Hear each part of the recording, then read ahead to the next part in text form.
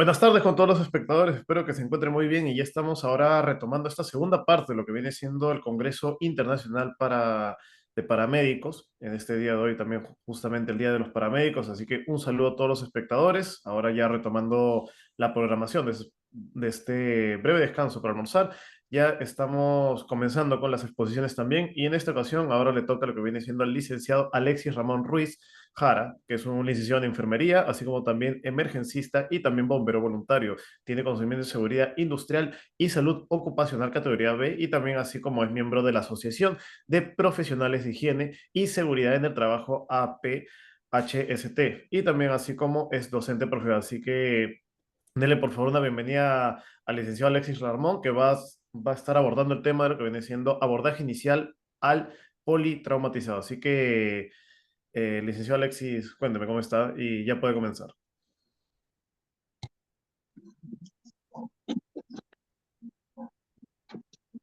Buenas a todos. Muchas gracias.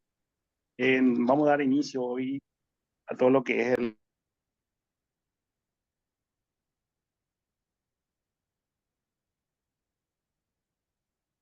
Licenciado Alexis, creo que no lo recibimos muy bien. Ahí, por favor, revisar el audio, porfis.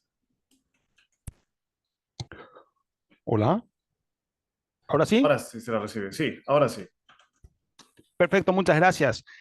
Gracias, Pablo. Gracias también al Congreso Internacional de Paramédicos por la invitación.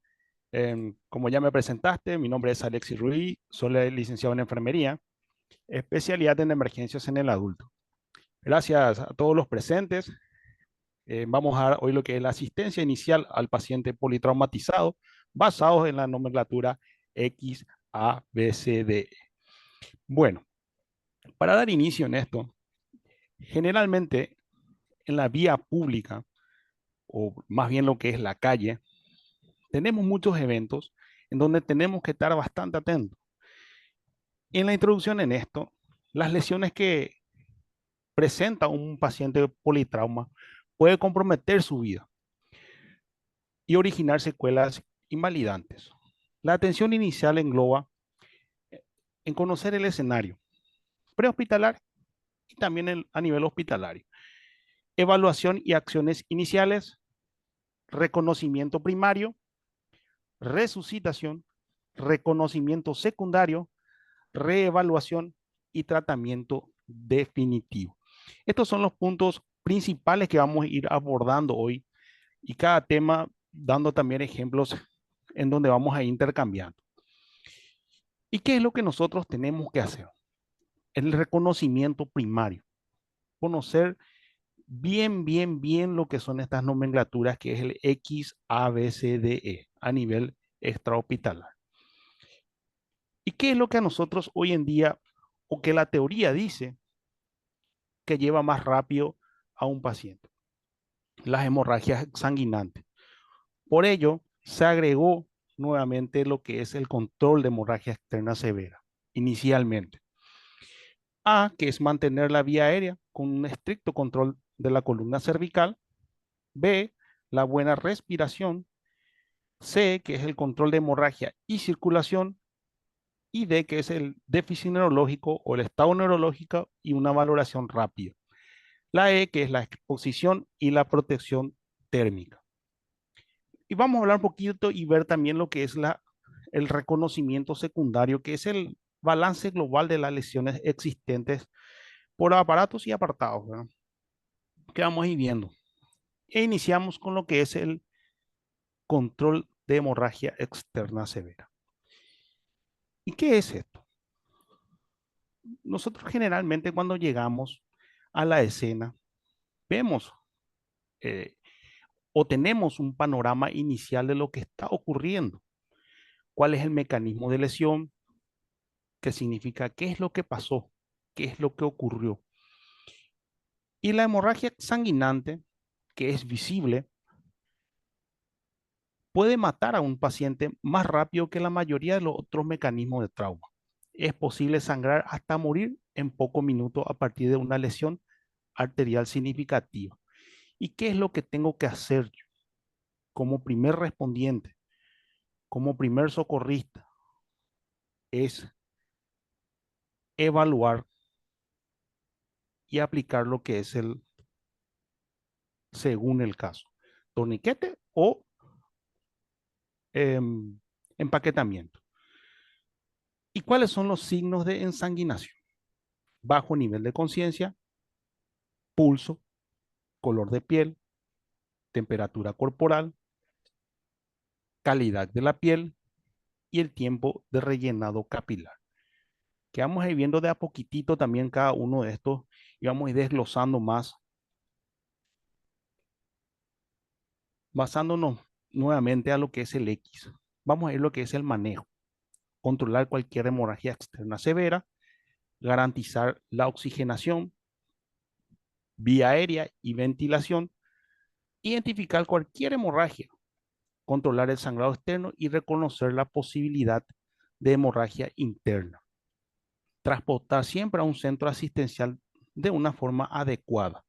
Administrar terapias de líquido, que son los principales eh, coayudantes a lo que es la evaluación y la atención inicial.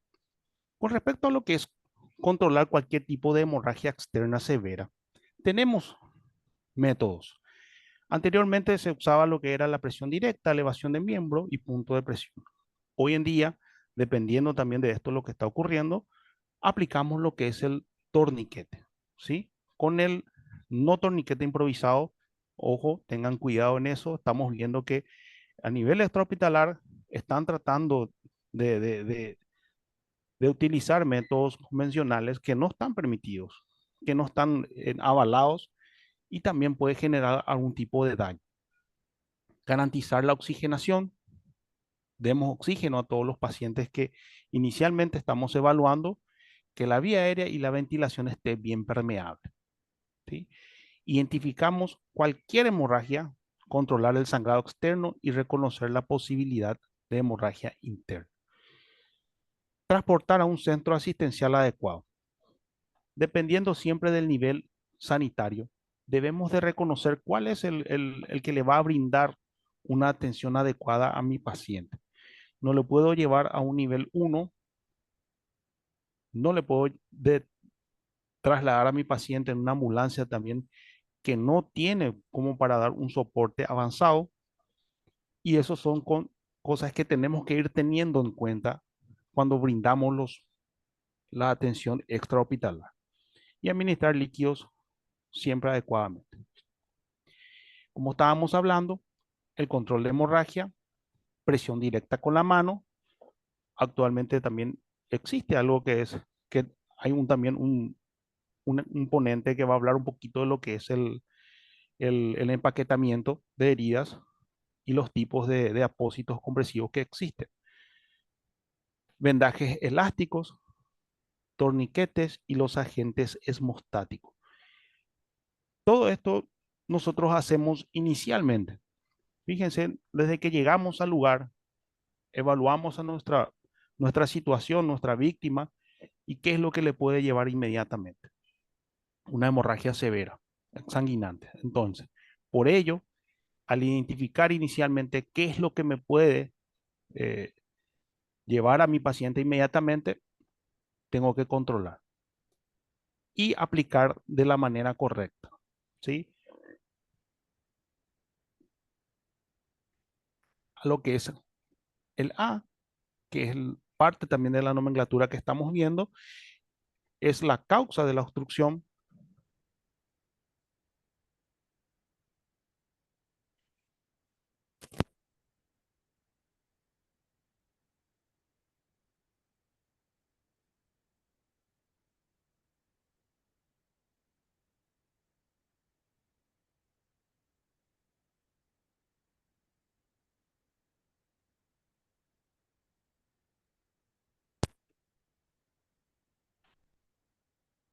El nivel de conciencia de mi paciente muchas veces.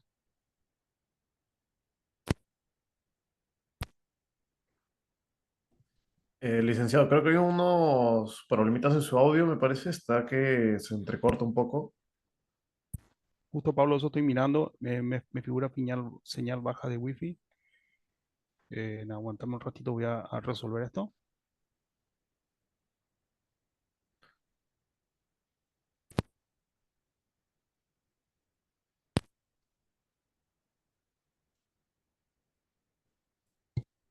Pablo, ahora. Sí, se le escucha bien. Muy bien, gracias. Retornamos un poquito y vemos lo que es el A dentro de lo que estamos viendo, que es la vía aérea con control cervical, siempre con pacientes con antecedentes de trauma o su mecanismo de lesión haya sido mayor a, a una energía fuerte, tenemos que tener en cuenta que el control cervical es en todo momento. La causa de una obstrucción: bajo nivel de conciencia, obstrucción por cuerpo extraño o hemorragia masiva, cavidad oral, traumatismo maxilofacial grave y quemaduras inhalatorias. ¿Sí?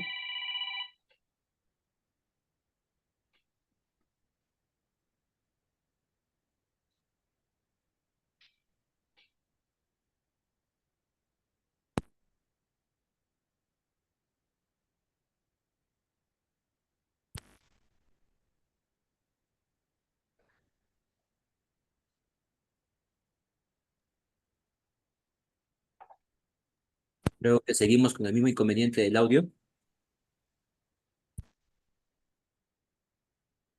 Buenas.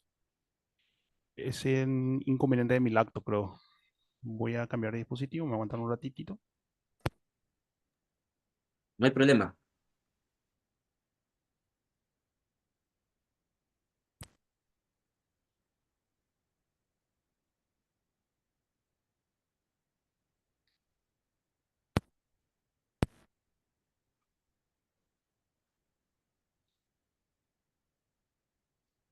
¿Ahí qué tal, doctor? Buenas. Sí, ya lo escuchamos. Dale, Pablo. Ahora cambié el micrófono, amor. ¿Qué tal este? Perfecto. Bueno, estábamos hablando de las causas de una obstrucción de la vía aérea cuando existe un mecanismo de lesión en donde nuestro, nuestro mecanismo o nuestra energía haya sido mayor y puede haber algún tipo de inconveniente por varias causas que vamos a ir viendo de a poquitito. ¿Sí? El bajo nivel de conciencia, ¿qué es lo que genera? Que la respuesta del sistema nervioso sea bajo, entonces todos los músculos se están relajando y eso hace que obstruya la vía aérea por la lengua. ¿Sí? Obstrucción por cuerpo extraño con una hemorragia masiva en la cavidad oral. Fíjense, en un accidente como no podemos prever, no podemos estar a 100% atento, nos ponemos en el rol de lo que es el, el paciente, estaba comiendo algo, caramelo, chicle, estaba tomando algún tipo de bebida, ocurrió el accidente y pudo haber estado obstruyendo lo que es la vía aérea por un cuerpo extraño. Tenemos también la parte de la cavidad oral donde puede estar sangrando algún tipo de vaso y puede generar una obstrucción. Traumatismos maxilofaciales graves y quemaduras inhalatorias. Los signos de obstrucción, ¿qué es lo que yo puedo ver en el momento que está pasando la situación? Cuando viene el bajo nivel de conciencia, empieza el estridor, ronquidos, afonía, inadecuada alineación traqueal, taquipnea, tirajes, que son los tirajes costales, la escasa o nula expansión torácica. Y la cianosis, que es ya un signo tardío también de un bajo oxígeno a nivel del cerebro. ¿Sí?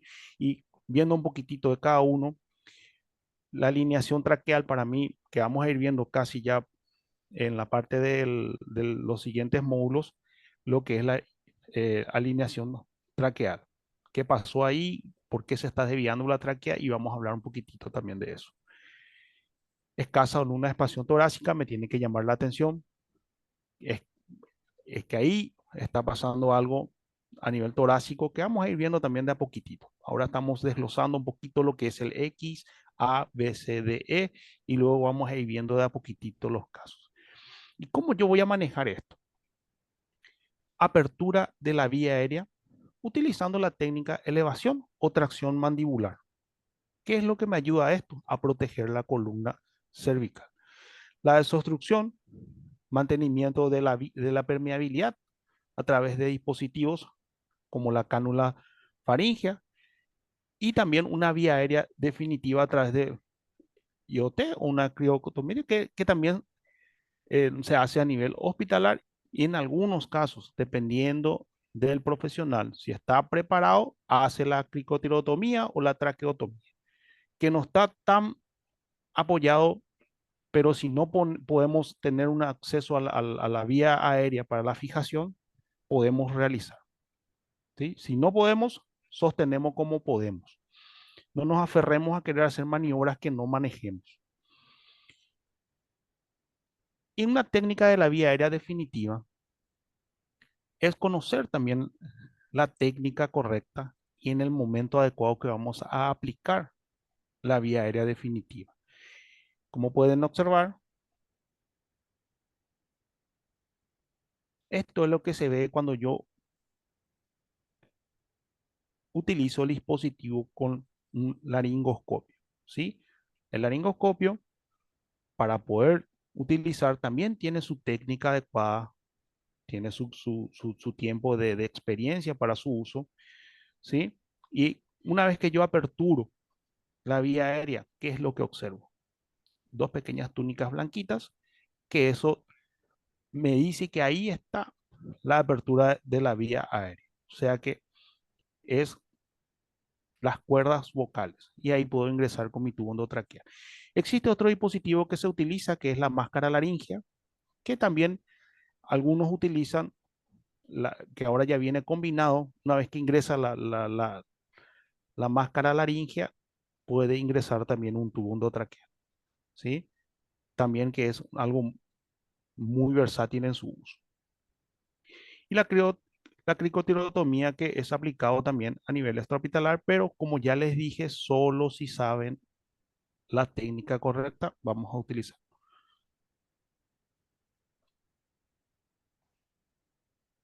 Y tenemos también la técnica de la vía aérea con control cervical.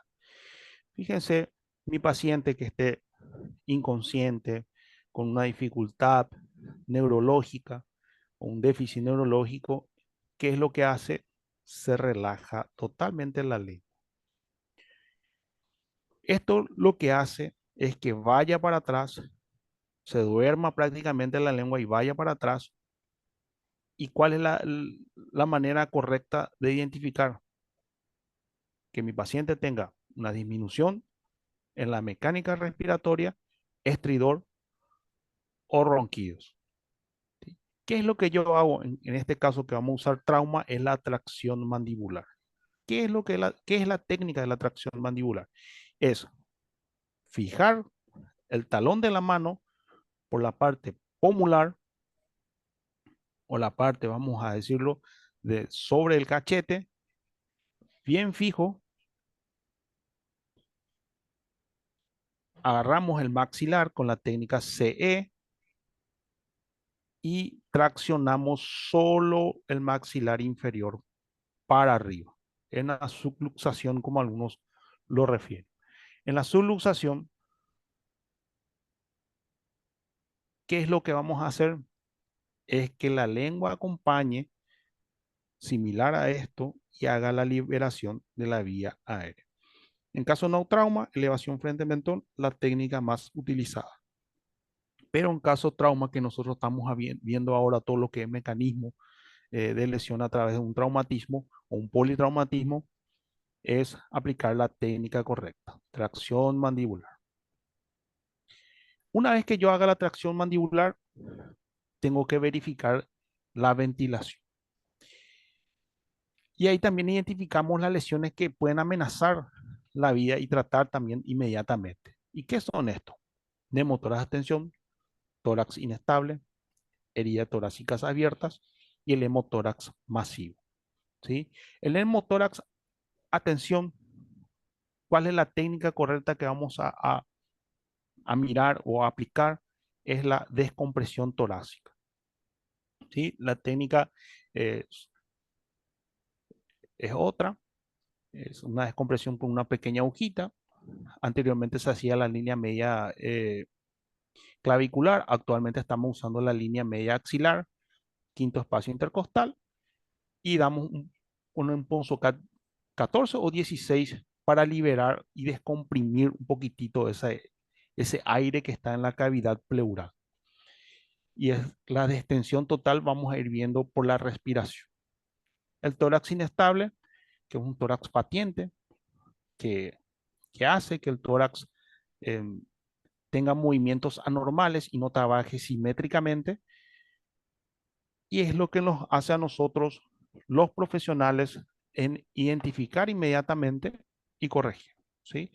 Heridas torácicas abiertas, el vendaje oclusivo o un parche similar a un bolsillo hace que esto a nosotros nos ayude a que no ingrese el aire en la cavidad pleural y no salga, ¿sí? O sea que puede salir, pero no debe de ingresar. Las heridas torácicas abiertas, tenemos los mecanismos de lesión generalmente, puede ser por trauma, herida arma blanca, herida arma de fuego, o por un traumatismo, la misma costales. Y el hemotórax masivo, que es un sangrado que tenemos que identificar. En la ventilación, cuando nosotros vemos la respiración, la calidad de la respiración, cómo está respirando mi paciente, me tienen que ayudar a identificar qué es lo que yo quiero ver, qué es lo que yo quiero escuchar y qué es lo que yo quiero palpar. ¿Sí? ¿Palpar en qué sentido? Si el tórax está simétrico, en la percusión, si es de buen sonido, no es hipertimpánico, ni timpánico, ni mate, ni sólido. O sea que la identificación inicial me tiene que ayudar a mí a determinar si este paciente está con una anomalía a nivel de la caja torácica y que es la ventilación. ¿Sí?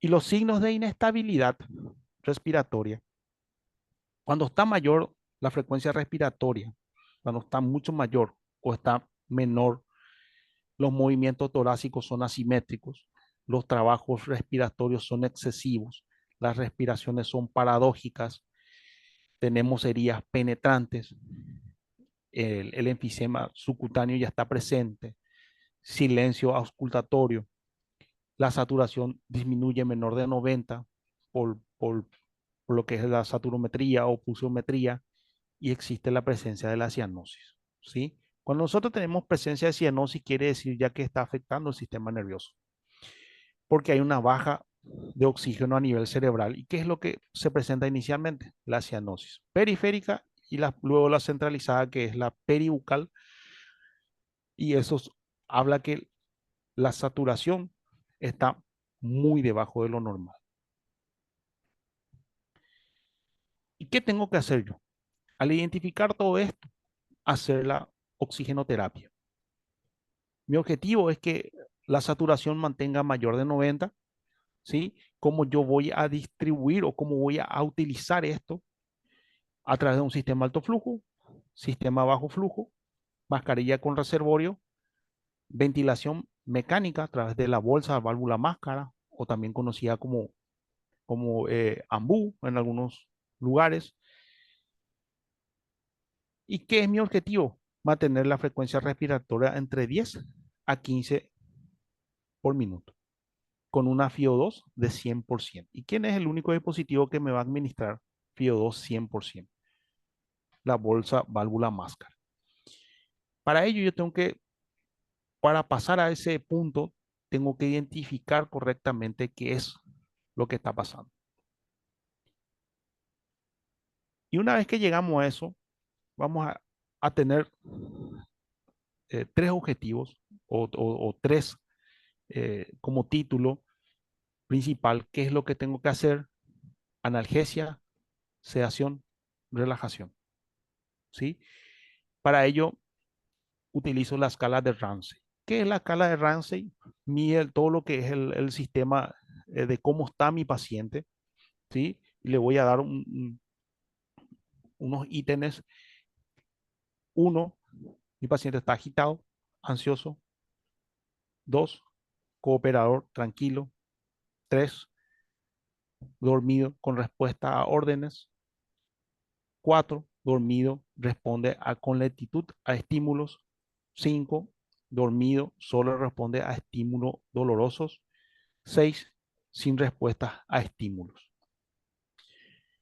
Si yo tengo en la escala del Ramsay el 6, ¿qué hago? Inicialmente tengo que iniciar lo que es el soporte vital avanzado. Para ello, como les dije en la escala de Ramsay, tengo que pensar y decir, bueno, tengo que analgesiar, tengo que sedar y tengo que relajar.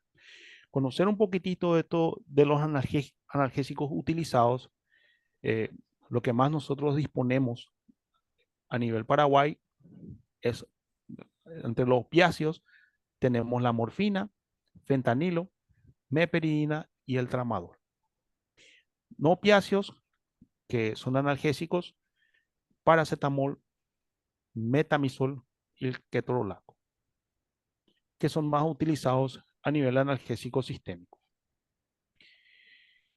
Como sedante, tenemos las benzodiazepinas, que es el midazolam, que su vida es corta en el momento de la administración, y los hipnóticos, que es el propofol y el tomidato.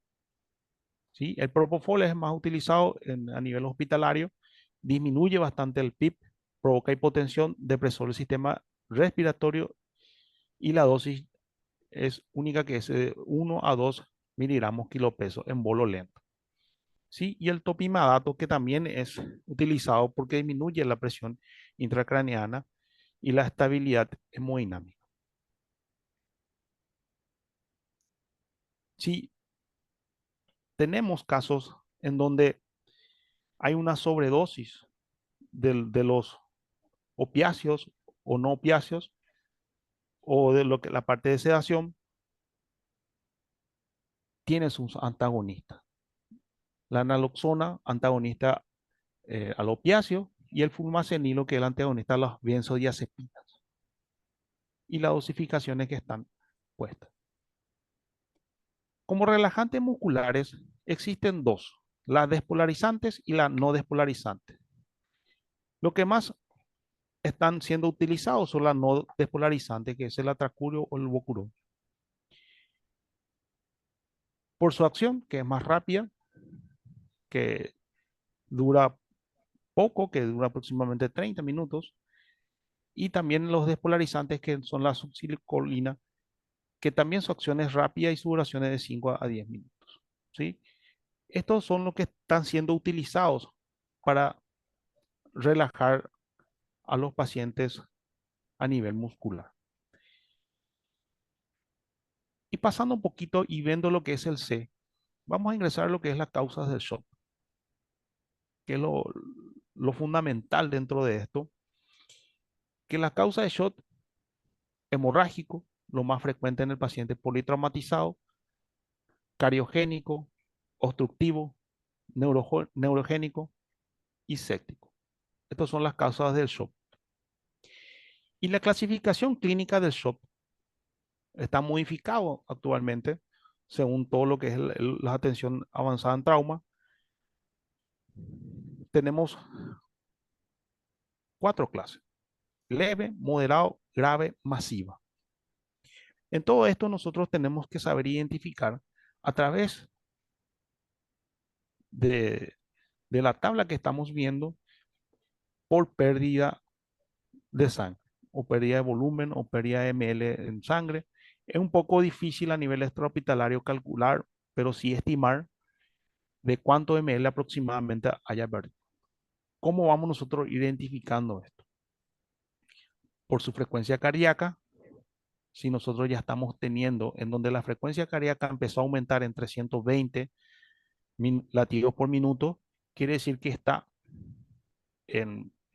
entrando en una fase, y tengo que comprobar a través de la tensión arterial sistólica, en donde está disminuida, ya es un clase 3, y la tensión diferenciada siempre va disminuida.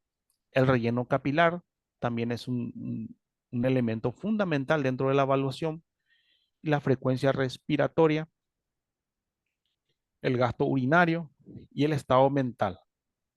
¿sí? Si yo, mi paciente, víctima de accidente, que ahora es una epidemia, motociclista, está en suelo con un sangrado importante a nivel femoral, empiezo a hacer desde inicialmente el control de hemorragia inicial y luego empiezo a hacer mi evaluación de lo que es el caso y llego e identifico que estamos con una frecuencia cardíaca mayor de 150 latidos por minuto, que una tensión arterial sistólica disminuida, la tensión de pulso o la tensión diferencial está disminuido, relleno capilar lento, mi paciente está bastante letárgico. ¿Qué es lo que tengo que hacer? Inicialmente, eh, ya identificando una probable causa en que mi paciente está con un shock eh, hipovolémico, ¿por qué? Porque ya he visto el contenido de sangre presente en el paciente. ¿Y qué es lo que tengo que hacer? Cargarle líquido, no masivamente, sino que empezar a cargar líquido y ya prever una probable transfusión sanguínea. ¿Qué tengo que hacer con este paciente? Establecer accesos vasculares, dos vías cortas de gran calibre, sobrecarga inicial rápida de 10 a 15 minutos, 30 ml kilopeso en cristalóide isotónico, que puede utilizarse suero fisiológico, que hago inicialmente una carga. Evitar siempre el uso de glucosado por efectos negativos en el sistema nervioso central. Es importante que la tensión arterial eh, tarda bastante en alterarse, pero una vez que empieza a alterarse, no tenemos que intentar llevar la tensión arterial a cifras normales o si no podemos hacer una sobrecarga también de líquidos, sino de buena reposición, normalización de la frecuencia cardíaca, incremento de la presión del pulso, buen relleno capilar y elevación de la tensión arterial si yo empiezo a tratar adecuadamente e identificar inmediatamente cuál es la causa del shock. Identificación lo más precoz posible de las lesiones que precisen tratamiento quirúrgico definitivo.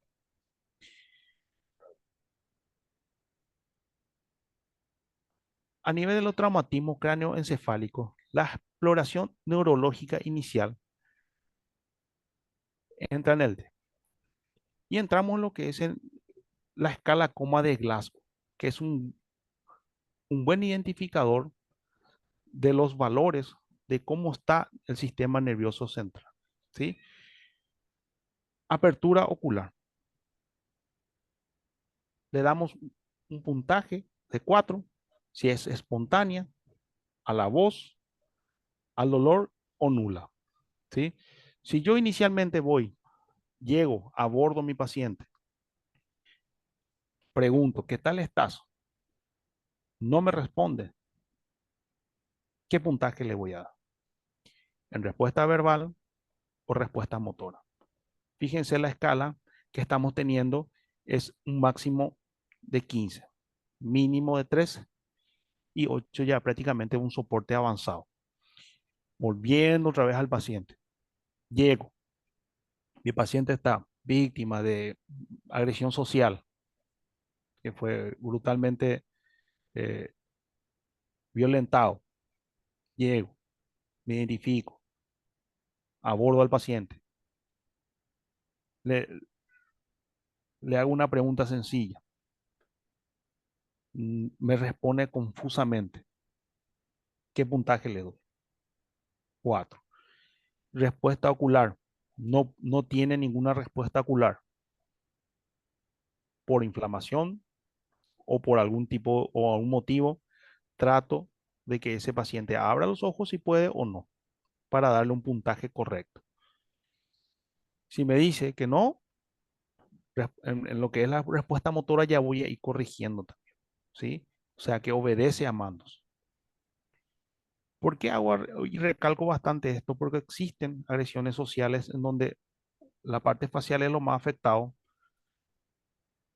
y le quieren dar un puntaje de 1 a la respuesta ocular. que corresponde, ya que no estamos viendo si abre o no, o si responde o no. Pero lo mayormente aquí es la respuesta motora. Si obedece, si refleja, si muestra eh, en dónde está la dolencia, le damos un puntaje de 6. En respuesta verbal, 5. Y apertura ocular, vamos a darle al dolor, que es 2.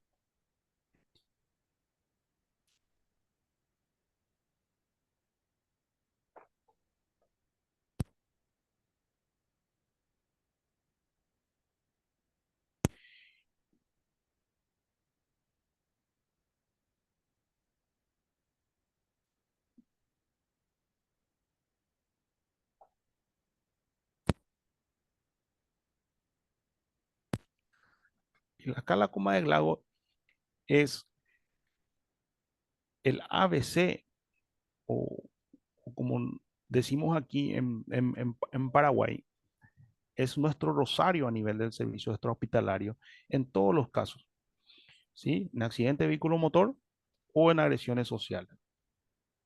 En cualquier caso, yo puedo utilizar la escala Coma de Glago para determinar y saber el sistema nervioso, cómo está en su funcionamiento. ¿Y qué es lo que me ayuda también en todo lo que es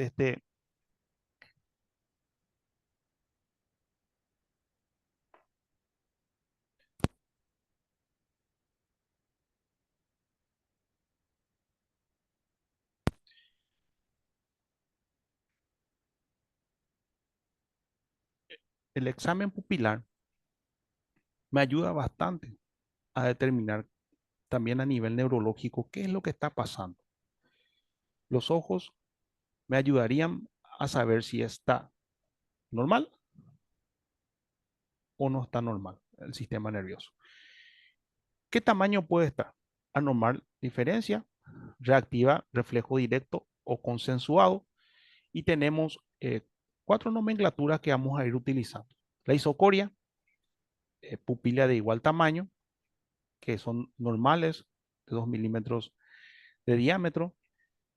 A la luz responde, que ambos, cuando yo acerque la luz no halógena, porque hay algunos que le ponen la luz LED, perdón, no halógena, sino que la luz LED no es recomendado para la evaluación pupilar.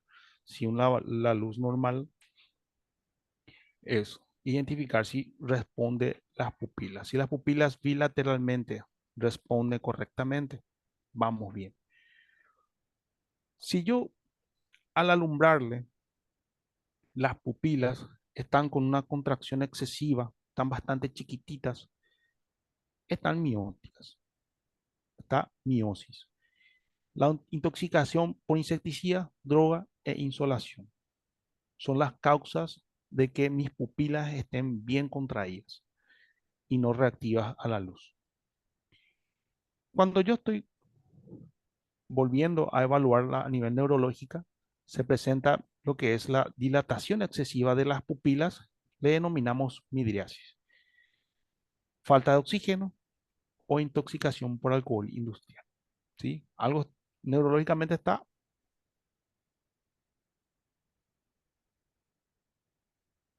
Y también cuando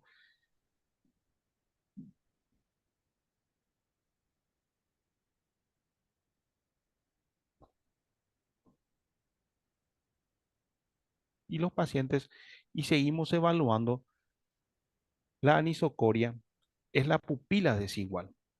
¿Qué es lo que me dice cuando la pupila no reacciona? Un lado está chiquitita y la otra está más grande. Hay un daño cerebral, ¿sí? Tenemos un traumatismo craneoencefálico o un evento cerebrovascular.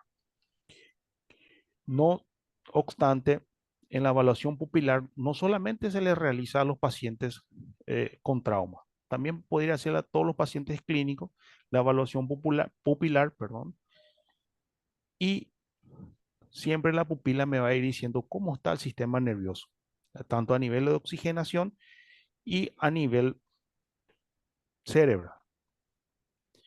El paciente consciente eh, tiene mejor respuesta a la voz. Paciente en coma o que no tenga ningún tipo de reflejo, tiene respuesta al estímulo doloroso, ¿sí? ¿Y cómo yo clasifico el traumatismo cráneoencefálico? A través de la escala coma de Glasgow. Como le decía, yo en la evaluación, el Glasgow de 3.8, tengo un traumatismo de cráneo severo. ¿Cómo yo voy a identificar qué tipo de daño está a nivel de la coleta craneana o toda la parte cerebral? A través de la realización de una tomografía axial computarizada, que es inmediato, ¿sí? El moderado, con mi Glasgow de 9.13 o 9 o 13 de Glasgow, también debo de hacer lo que es la tomografía axial computarizada para determinar si es un traumatismo de cráneo encefálico moderado, y el Glasgow entre 14 y 15, el traumatismo de cráneo es leve. Observación neurológica, y generalmente estos se realizan tomografías solamente si presenta signos de alarma, ¿sí? Que es vómito expulsivo, mareo, pérdida, noción borrosa de la luz, o perdón, de la visión, y en esos casos estaremos realizando lo que es la tomografía. ¿Y cuáles son los mecanismos de lesión? Acá tenemos dos imágenes. En uno tenemos el, la zona de impacto, ¿sí? En donde todo va para adelante y también afecta la parte del plano frontal. Y en la desaceleración, ¿qué es lo que ocurre? Impacto 1 por objeto, impacto 2 por la parte de la consistencia craneal. O sea que no solamente la lesión es en la zona de impacto, sí también en la zona de la desaceleración. O sea que estos pacientes tienen que estar bien evaluados y realizar una, eh, un estudio complementario para determinar la lesión. Se hace inicialmente dentro de las primeras horas del evento, y se le tiene que volver a repetir a las 48 horas. Algunos casos hacen, si presenta signos de alarmas, se le vuelve a repetir inmediatamente. Entonces, los mecanismos de lesión a nivel craneal o a nivel del traumatismo de cráneo es zona de impacto y la desaceleración. Impacto 1, impacto 2. En la asistencia, lo que tenemos que evitar es presuponer que la lesión cerebral es la causa del shock. Atribuir la causa de la alteración de conciencia al alcohol y las drogas, que es lo que más ocurre. Normalizar las cifras de la tensión arterial. ¿Por qué yo no voy a tratar de normalizar la tensión arterial? Porque si existe un daño a nivel del cerebro, a nivel del sistema de la coleta, ¿qué es lo que hace? Si yo hago un mayor o intento cargar mucho líquido para que la tensión arterial se normalice, ¿qué es lo que hace? Puedo yo mismo crear que haya un daño también dentro de todo esto. Valorar siempre el D antes del XABC. Eso se tiene que evitar, ¿sí? A veces tenemos eh, eh, compañeros, primeros respondientes, que quieren inicialmente eh, valorar el déficit neurológico antes que lo que es la herida exsanguinante, apertura de la vía aérea, la buena mecánica respiratoria y el manejo de la circulación. Entonces, la misma cosa, los traumatismos multisistémicos, o sea que el traumatismo de miembro inferior o miembro superior, tienen que entrar en otro evento, a no ser que tenga una hemorragia masiva. ¿Por qué? Porque retrasa la atención y la identificación de los pacientes con trauma. O sea que, ¿qué quiere decir? De que no tengo que venir en una visión de túnel, de que si yo veo que existe una fractura de miembro inferior múltiple que está en forma de U o está en forma de L, yo venir a poner linear y ferulizar inmediatamente. Eso tenemos que evitar. O sea que, ¿cuál es la causa principal que puede llevarle rápido a mi paciente? Es que sangre mucho, que no respire, que no tenga buena mecánica respiratoria y que yo no haya controlado la parte sistémica de la circulación. O sea que para ello, la buena, la buena evaluación correcta hace que mi paciente llegue bien a un centro de atención. Y como evaluación inicial, siempre yo tengo que hacer la permeabilización de la vía aérea con un estricto control de la columna cervical. Intubación orotraqueal, si el Glasgow es menor de 9, evitar el aumento del PIT con sedación previa, identificar lesiones que comprometan la ventilación, la circulación y el control de hemorragia. Depende mucho de la presión arterial media, mayor siempre de 90 milímetros de mercurio. Si hemorragia intraabdominal es prioritaria sobre un traumatismo cráneoencefálico. O sea que la hemorragia intraabdominal, ¿dónde se van a corregir? En un centro quirúrgico. Identificar qué es lo que está inicialmente está pasando a través de una buena evaluación, voy a determinar ya que pasando los estamentos, no veo una hemorragia exsanguinante. Vuelvo a la escala de lo que es la clasificación del, del shock. Pero yo estoy teniendo que mi paciente aumentó su frecuencia cardíaca, que está disminuida su tensión arterial, que mi paciente está inconsciente y yo estoy perdiendo la estabilidad de mi paciente. ¿Qué es lo que está pasando? Una hemorragia interna que yo no estoy viendo. Entonces, estos pacientes son críticos y ¿qué tengo que hacer? Inmediatamente derivar a un centro asistencial adecuado. Pasando un poquitito lo que es el E, la evaluación neurológica, siempre va a depender de la escala coma de Glasgow, la valoración del diámetro, reactividad pupilar y detección asimétrica motora, exposición y prevención de hipotermia. Eso es lo fundamental que vamos a ir nosotros haciendo a nivel extrahospitalario, porque la temperatura corporal siempre tenemos que mantener un poquito mayor de lo normal en caso de trauma. Por la pérdida que tuvo de sangre, tanto externa como interna, los pacientes tienen que ser tratados térmicamente. Por ello, ahora están utilizando bastante en los accidentes de vehículos motores la manta térmica. Se valora siempre de nuevo y se completa siempre las fases del X, A, B, C, D, optimizando las funciones cardiorrespiratorias. Se insertarán sondas nasogástricas y ureterales si son pertinentes. En caso de que yo demore, no siempre los servicios de respuesta son ambulancia. Eh, quiero que tengan en cuenta que no todos eh, van directo en ambulancia, sino que van en su vehículo de rescate en algunos casos y en otros casos van en su vehículo motorizado, que es la moto respuesta. Entonces, ¿qué es lo que tengo que hacer? Valorar siempre el X, A, B, C, D. Y que todo esto esté bien funcionando con el corazón y la respiración. Si yo sé determinar y detectar alguna falencia a nivel cardiorrespiratoria, tengo que ver cuál es el causal principal y ir corrigiendo. Y en caso necesario, se aplica la sonda nasogástrica ureteral.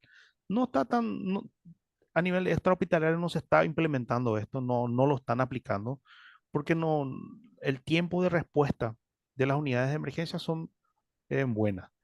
Entonces, el traslado inmediato a un centro asistencial dentro de la hora de manejo de hora dorada está establecido.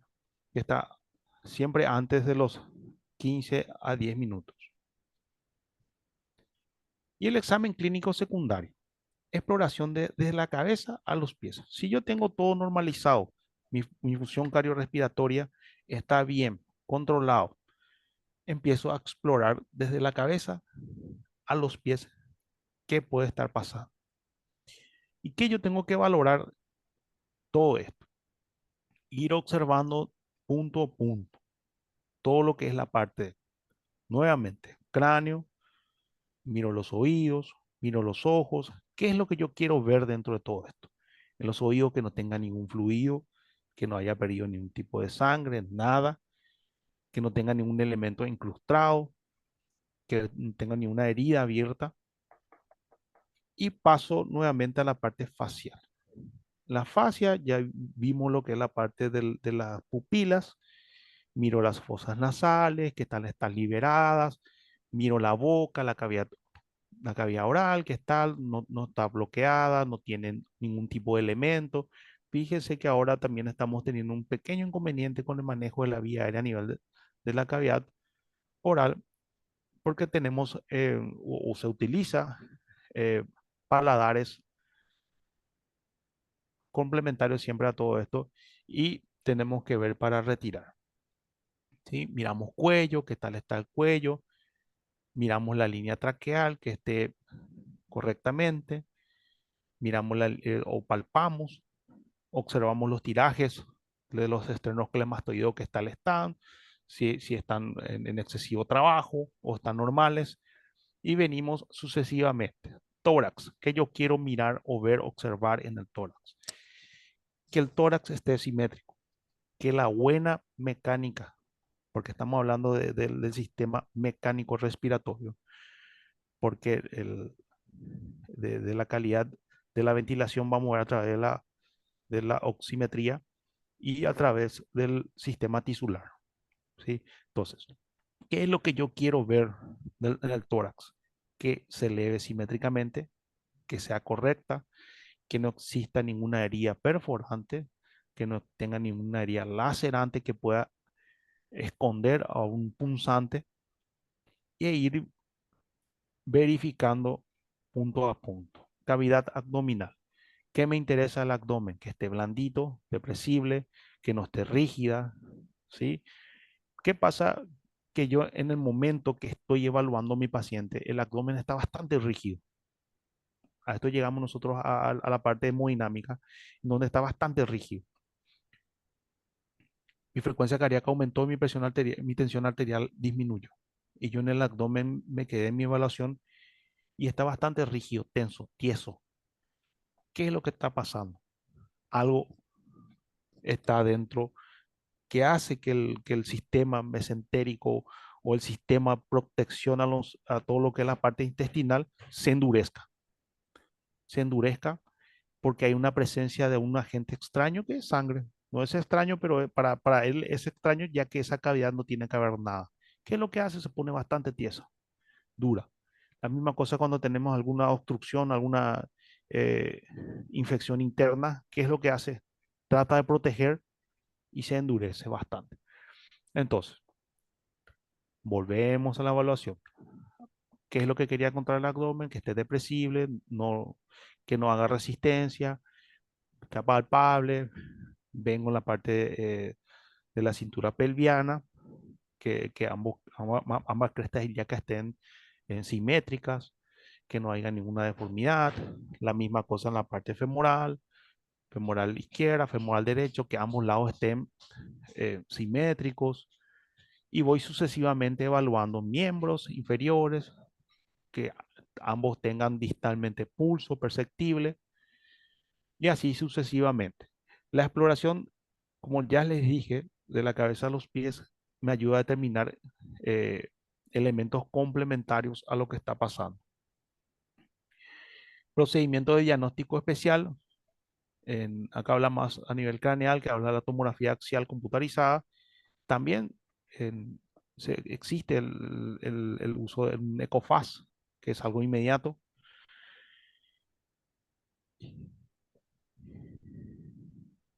Y cuando hablamos un poquito de lo que es los traumatismos cervical, hablamos un poquito de lo que es la lesión medular alta. Es causa de muerte inmediata en los pacientes politraumatizados. Los accidentes de tránsito suponen el 76% de las lesiones medular altas. O sea que entre C1 a C7, las lesiones medulares son las causas principales de la muerte en un accidente de tránsito. ¿Por qué? Que vamos a ir mirando de a poquitito. Los cambios estructurales se producen, son temporodependientes. Si existe una lesión a nivel de en C3, C4 o a nivel cervical en sí, ¿qué es lo que generalmente ocurre? Producen temporodependientes, o sea que una hemiplegia o una paraplegia. Conociendo un poquitito la anatomía cervical. ¿Qué es la cervical? La cervical son 7 vértebras que están ahí, una encima de otras. Ellos tienen una apófisis espinosa, que es la parte que está por fuera, ¿sí? Después tenemos lo que es el apófisis transversa y tenemos el cuerpo vertebral, que acá está bien especificado. Y aquí pasa lo que es la parte de la médula, que es en el foramen vertebral. ¿A qué quiero llegar con esto? Conocer la anatomía cervical.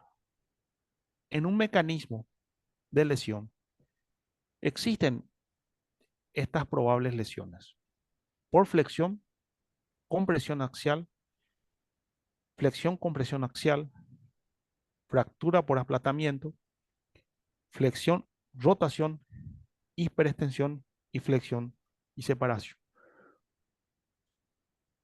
Vamos a hablar de uno, porque si vamos a empezar a hablar de cada uno, vamos a extendernos bastante, pero vamos a hablar de uno que es la que más vemos nosotros en un accidente de tránsito, sea moto o sea vehículo motor de 4 ruedas, 3 ruedas también, ¿verdad? Pero el mecanismo de lesión por flexión tenemos por la hiperextensión, como pueden ver aquí, va totalmente para atrás, y la hiperflexión que va totalmente para adelante bruscamente. Aquí lo que yo quiero que observen no solamente también es la parte cervical, sino también la parte del cerebro. También hace sus movimientos bruscos internos. Pero ¿qué es lo que me hace la hiperflexión? En una hiperflexión, anatómicamente hablando, que estamos viendo que están bien posicionadas las vértebras, y recuerden la anatomía vertebral, ¿qué es lo que hace? Que la parte de la apófisis espinosa y el cuerpo vertebral genere una presión y venza lo que es la parte óstea. ¿Y qué es lo que pasa a esto? Se fractura, ¿sí? Tenemos una pequeña fractura de la apófisis eh, espinosa en una hiperflexión, pero en una hiperextensión empieza a haber una lesión, y esto es lo que observamos en una tomografía. En algunos casos, como pueden ver ustedes aquí, está el espacio vertebral, en donde por todo eso pasan también sistemas nerviosos y salen ahí, que es lo que puede generarme una lesión medular, ¿sí? ¿Y cuáles son los signos y síntomas cuando yo tengo estos tipos de pacientes? Los signos motores: debilidad o parálisis de extremidades y músculos del tronco. Signos sensitivos: alteración o ausencia de la sensibilidad en el tronco y extremidades. Signos externos: podemos ver abrasiones, laceraciones o deformidades en cabeza, cuello o columna. Dolor, sensibilidad dolosa a la palpación en el cuello o columna. Generalmente también otro punto que podemos agregar aquí es que el paciente refiere que sintió una fuerte descarga eléctrica de una zona específica, que fue para abajo, que le llegó hasta los talones, ¿verdad? Esto es lo que más generalmente escuchamos muchas veces cuando tenemos una lesión a nivel de la cervical, como estamos observando. ¿Qué hacemos nosotros? La actuación es in situ, soporte vital avanzado con un estricto control cervical. ¿Qué significa para mí ahora que ya estoy manejando el XABCDE? El soporte vital avanzado significa que este paciente tiene que estar con un tratamiento inmediato, identificado por el primer respondiente o el socorrista, o como quieran llamarlo, pero que haya identificado y haya iniciado el tratamiento avanzado con un estricto control, estos tipos de pacientes generalmente revierten. ¿Sí? Todo paciente inconsciente debe ser valorado y tratado como si tuviera una lesión medular alta. Eso es indiscutible en el sentido de que todo depende del mecanismo de lesión, de qué le ocurrió, qué pasó con este paciente. Signos de lesión cervical: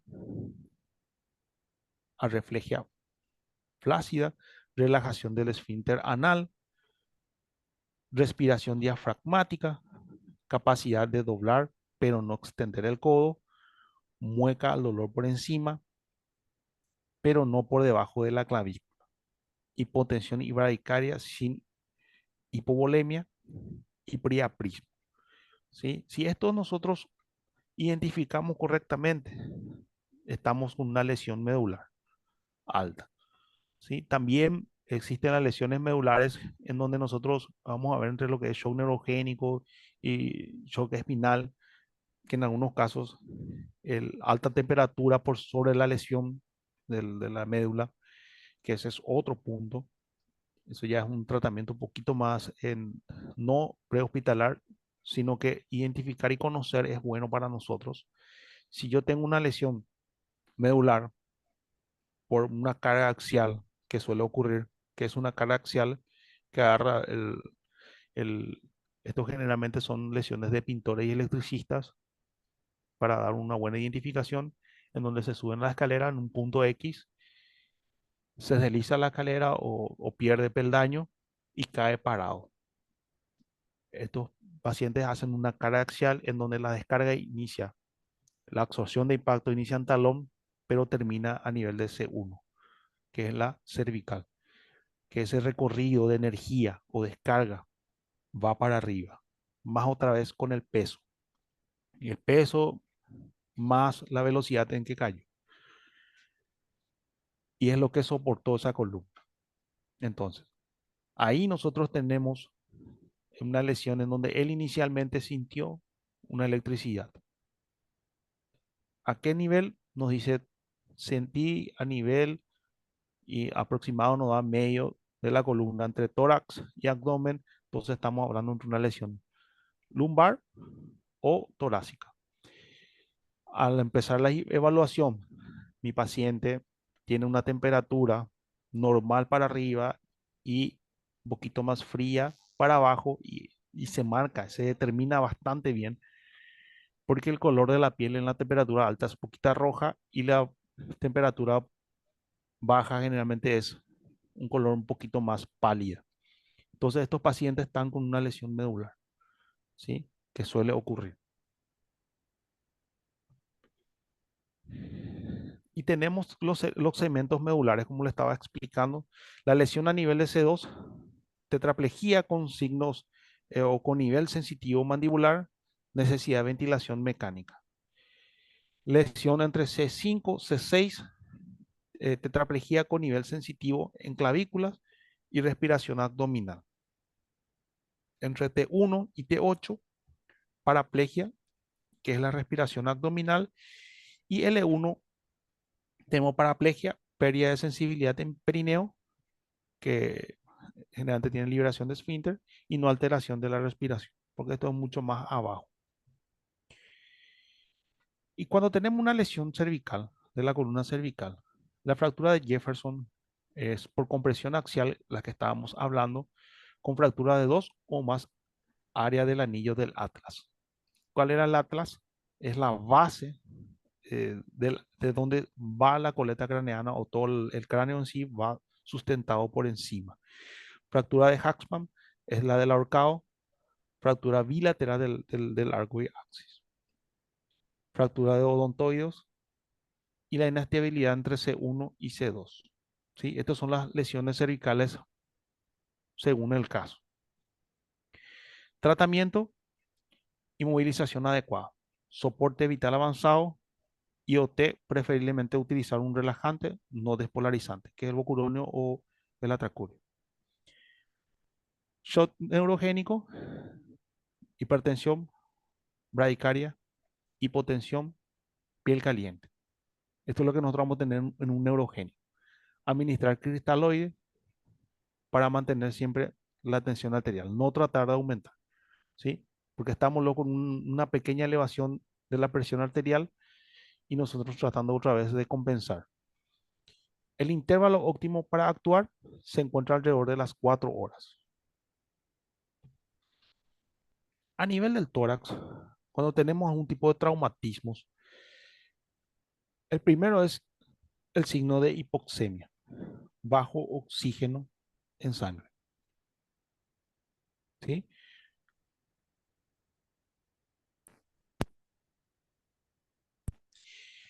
Y frecuente asociación de lesiones.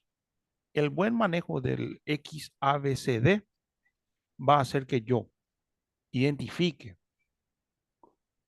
corrija y traslade adecuadamente a mi paciente.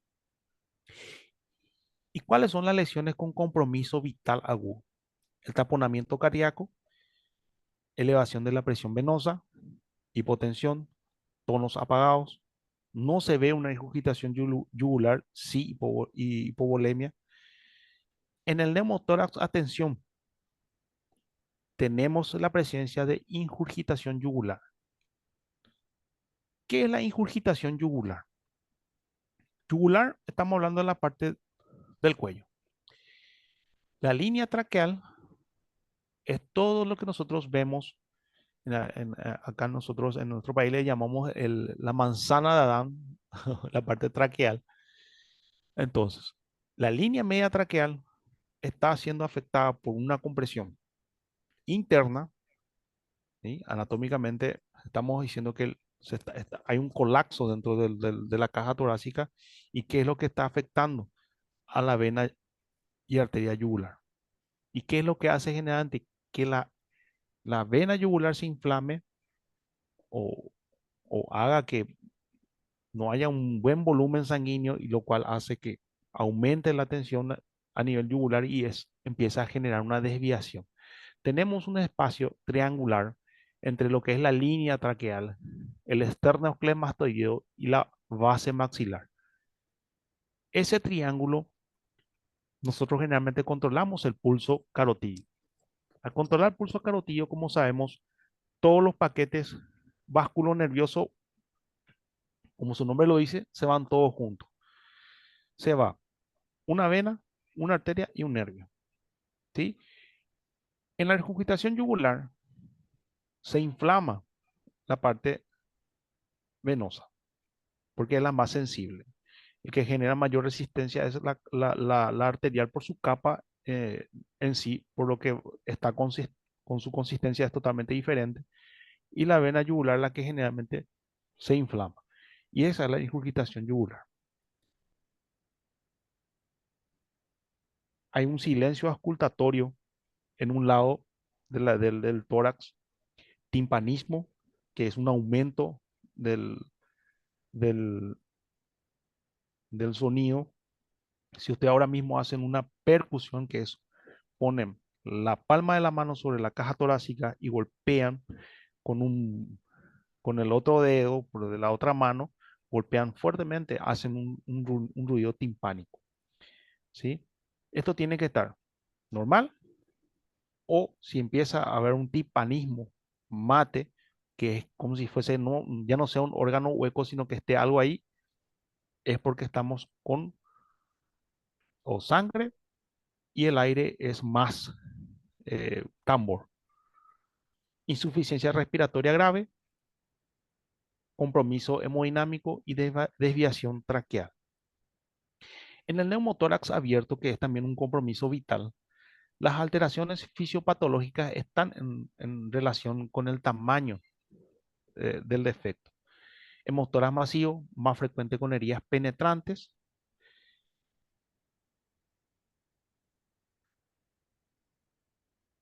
O mamila o los posteriores mediales a escápula pueden requerir tratamiento quirúrgico urgente. El neumotórax abierto, como su nombre lo dice, que es neumotórax, que es neumo, que es aire dentro de la caja torácica, pero esto está abierto.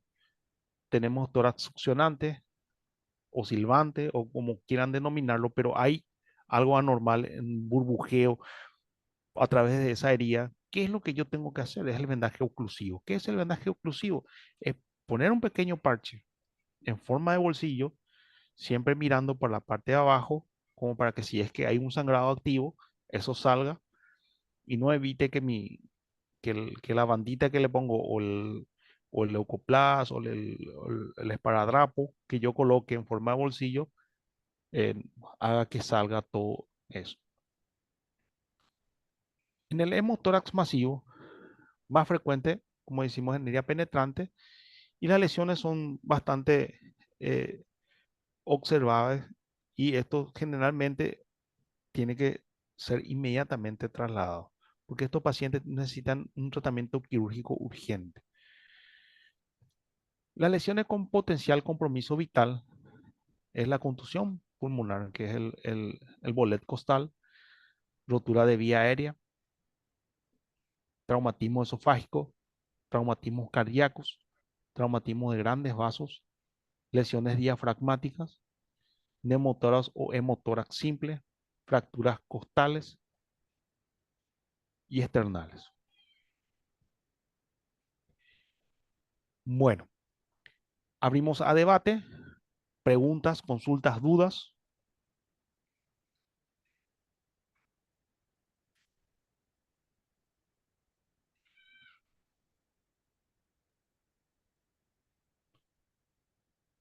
Vamos a leer las preguntas que tenemos en el campus virtual. Un momento, por favor.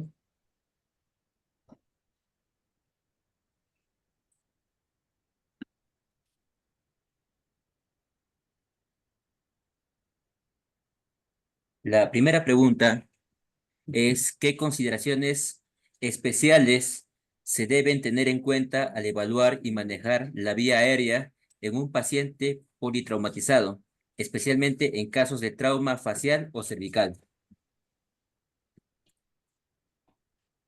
El control estricto de la columna cervical y el manejo de la vía aérea en politrauma es bastante excesivo, porque a veces nos enfocamos mucho en la intubación inmediata, intubación orotraqueal inmediata, y nosotros simplemente podemos liberar, porque ¿qué es lo que generalmente a los pacientes con trauma afecta? Es la pérdida de líquido o la hemorragia dentro de la cavidad oro o nasofaringe, la buena liberación. Yo con una buena aspiración, yo puedo mantener la vía aérea sin hacer una maniobra avanzada dentro de todo esto. O sea que no es que yo al llegar y yo identifico que la vía aérea está con vamos a llamarlo así, una dificultad masiva, yo ya voy inmediatamente a intubación orotraqueal. Sí tengo que valorar y hacer los puntos estratégicos de la escala coma de Glasgow para determinar la causa, pero su manejo es inmediato.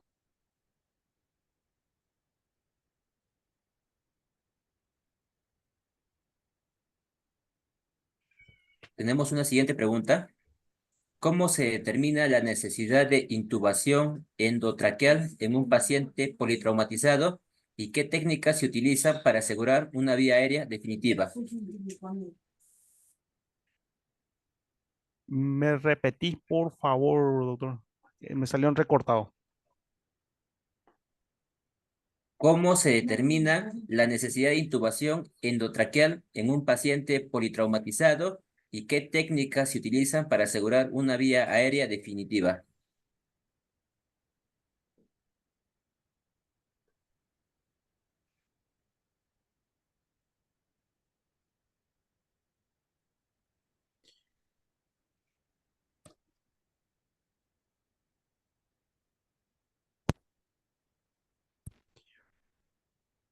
¿Me logró escuchar?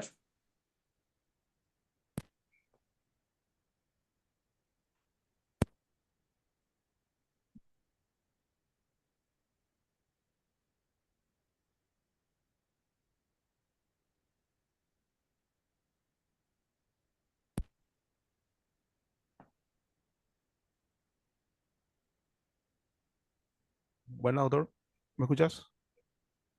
Sí, le vuelvo a repetir la pregunta. Sí, sí, sí, se me fue el internet. Disculpe, disculpe.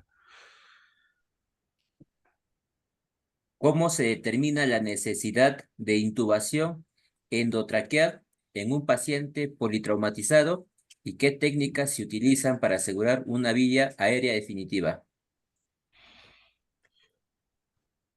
En la evaluación del paciente inicial, cuando yo vengo y hago el- la evaluación inicial, valoro el estado de conciencia, voy a lo que es no hay nada sangrante, paso, a eso lo que voy, es que no dejen pasar el X, A, B, C, D, que ir a hacer esto correlativamente. Si no hay nada que el paciente pierda masivamente, que sangre, nada, paso al A. En la identificación del A, en la apertura de vía aérea, yo veo que el paciente no sostiene la ventilación, no tiene la calidad de responder a la buena ventilación. Entonces, ahí es un factor primordial porque la saturación al siguiente punto, que es la buena mecánica respiratoria, hay una hipoxemia menor de lo normal, que es lo que yo tengo que observar. Veo que no tiene sostenibilidad de la vía aérea, totalmente inconsciente. Hago mi escala de Ramsey, le doy una puntuación Ramsey de 6. Hago mi escala coma de Lago, determino que es menor de 8. En el puntaje tengo que efectuar o corregir ese punto en donde la respiración no es sostenible, la saturación es mínima y sostengo a través de una máscara laringea, dependiendo también del tiempo de respuesta a la emergencia. A veces con una máscara laringea podemos nosotros sostener provisoriamente hasta llegar a un centro asistencial. No siempre es la intubación orotraqueal, porque no todos los personales están óptimos en el manejo de la vía aérea avanzada. Porque ¿qué pasa si yo utilizo mi siguiente, que es la analgesia relajación,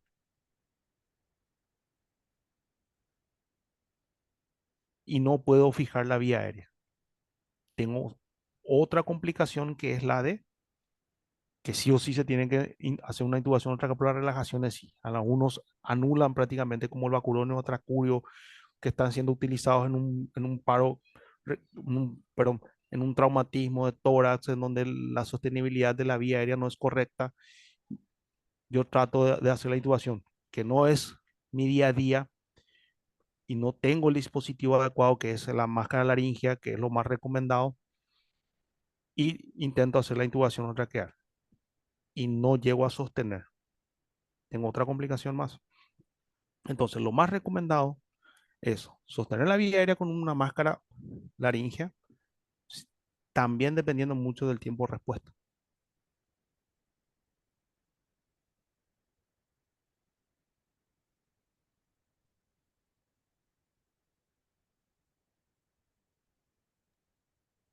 Tenemos una siguiente pregunta. ¿Sí me logra escuchar, verdad? Sí, doctor, sí, doctor. Voy a anotar porque a veces después ya se me pierde el... Bien. ¿Qué estrategias se utilizan para evaluar y controlar el sangrado externo e interno en un paciente politraumatizado? ¿Y qué papel juega la cirugía de control de daños en ese contexto?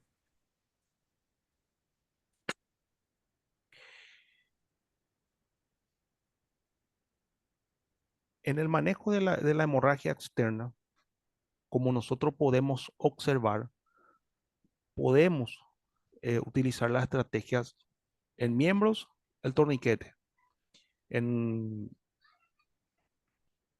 en otros elementos, los apósitos hemostáticos, que están altamente recomendados para su aplicación, y identificar un evento probable quirúrgico depende de cómo yo voy evaluando mi paciente eh, o cómo yo voy determinando, abordando mi paciente, voy a determinar que ese paciente es quirúrgico.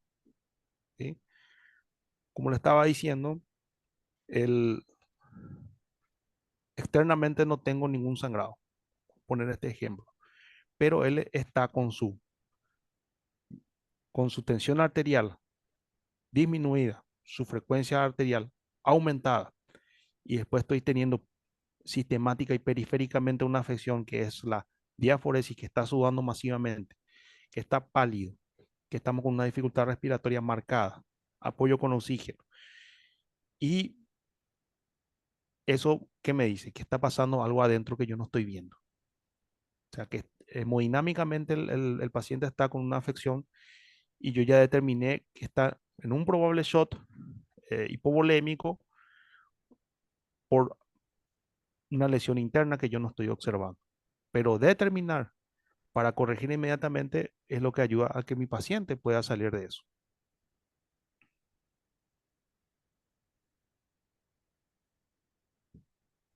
A ver, buenas tardes, les saludo a Rafael Yáñez, ¿cómo está? ¿Qué tal, doctor? ¿Cómo estamos? ¿Qué tal? Muy bien, acá estoy en la mina y estaba escuchando a algunas personas y tienen un par de preguntas. Justamente he hecho esta reunión con las personas encargadas el área de tópico, ¿no? De dos disciplinas diferentes y me preguntan algo muy interesante. Fíjese, me gustó mucho el tema, cómo lo he enfocado. Pero acá tienen una pregunta. Dice, ¿qué pasa con el manejo del paciente con politrauma en un contexto local donde no hay los servicios adecuados? Llámese, en este caso nosotros trabajamos en Mina y estamos lejos de la ciudad. ¿Cómo trabajar? ¿Qué hacer? Una excelente pregunta. Fíjese que no solamente pasa en esos lugares laboralmente, minas, sino también existen en lugares alejados de la zona céntrica en donde todos se enfocan en tener a nivel central, en un hospital compleja gama, en parte céntrica, donde hay mayor aglomeración de gente. Eso no solamente pasa por ahí, doctor, pasa también por aquí. La práctica, eh, la capacitación, la prevención y si ocurre algo, identificar, corregir y ver el transporte adecuado e inmediato es lo mejor que se puede hacer. Por ello, existen eh, cursos, congresos, todo lo que conlleve a lo que es formación y capacitación, y actualmente se está desenfocando en hacer solamente para profesionales, sino que también para legos, para que puedan aprender toda la gente a identificar entre una hemorragia arterial venosa y cómo tratar. De una herida penetrante con un objeto, no sacar.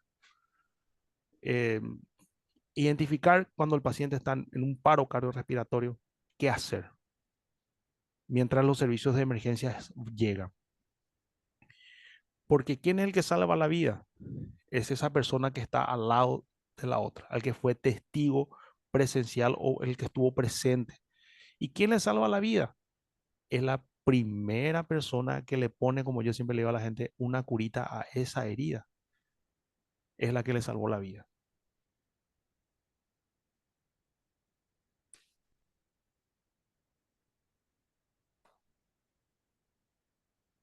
Muy, muy bien, excelente. Perdóneme que estamos aquí. Y un punto relevante de esta actividad, perdón si se ve feo, pero estoy con la señal un poco baja. Un punto relevante, como le decíamos, como usted está explicando, era pues el actuar en forma inmediata. Sin embargo, acá está Richard, que es un paramédico de una empresa minera también, de Arequipa, y él pregunta, ¿no? Dice, ¿cómo nosotros manejar nuestros recursos si no tenemos los mismos para poder ejecutar nuestro trabajo? Entonces, si no nos dan los recursos necesarios para poder ampliar nuestro trabajo, ¿cómo hacer? Se habla del desarrollo, se habla de la ejecución de una tarea, pero sin embargo, yo que trabajo fuera de los límites, o sea, acá hacen Serum, ¿no? Yo soy serumista, dice. Yo como serumista tengo que aplicar esta actividad. ¿Qué hacer si estoy lejos? Estoy a 5 horas, dice, del pueblo más cercano, para poder tratar un paciente con politrauma. Y, Me refiere que es enfermero.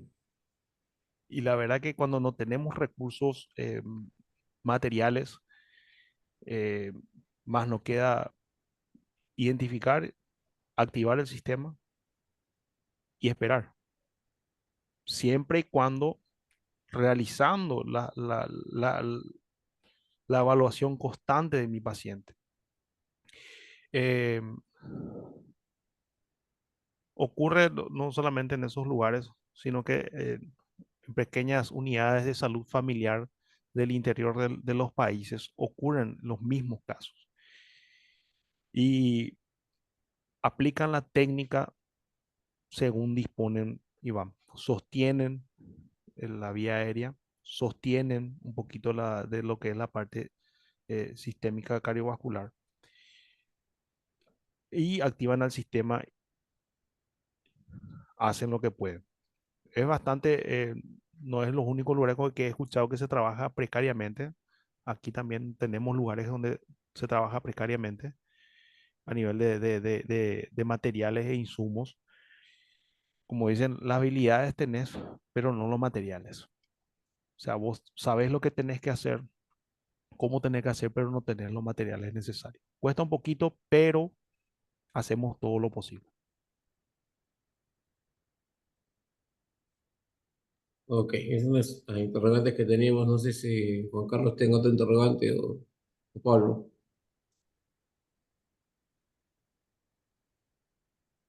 Bien, sí tenemos otra pregunta. ¿Cómo se prioriza el traslado del paciente politraumatizado a un centro de trauma especializado y qué factores influyen en la decisión del transporte?